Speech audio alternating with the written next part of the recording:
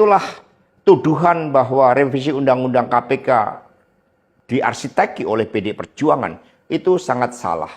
Saya ingat ketika saya bertemu dengan Presiden Jokowi di Istana Merdeka menjelang Mas Gibran dan Mas Bobi mau mencalonkan sebagai wali kota Solo dan wali kota Medan.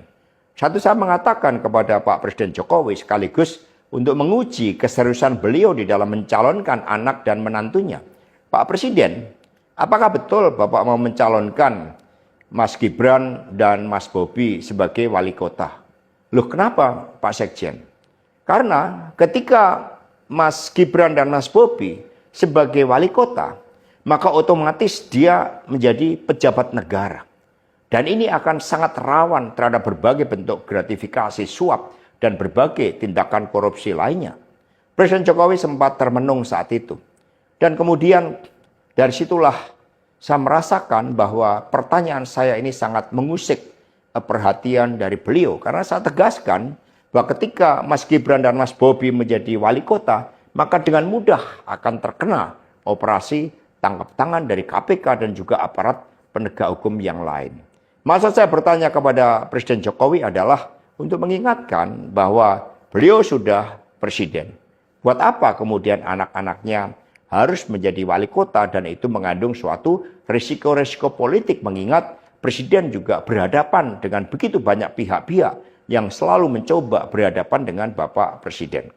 Tetapi beberapa saat kemudian saya menerima salah seorang menteri.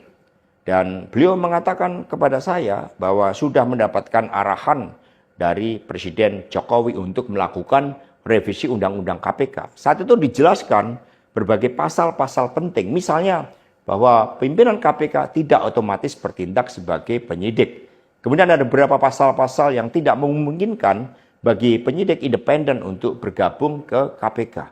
Berbagai revisi-revisi itu. Karena ini adalah perintah dari Presiden, maka ya saya sarankan untuk bertemu dengan seluruh jajaran fraksi di DPR RI dan coba menggalang atas perintah dari Presiden. Nah saat itu Pak Menteri yang menjadi kepercayaan dari Pak Jokowi ini menyampaikan bahwa kira-kira akan diperlukan dana sebesar 3 juta US dollar untuk menggolkan revisi Undang-Undang KPK. Dan mengapa berjalan mulus? Karena Presiden Jokowi punya kepentingan untuk melindungi Mas Gibran dan Mas Bobi.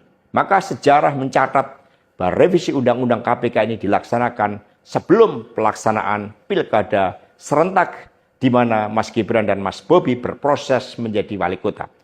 Download Tribun X sekarang, menghadirkan lokal menjadi Indonesia.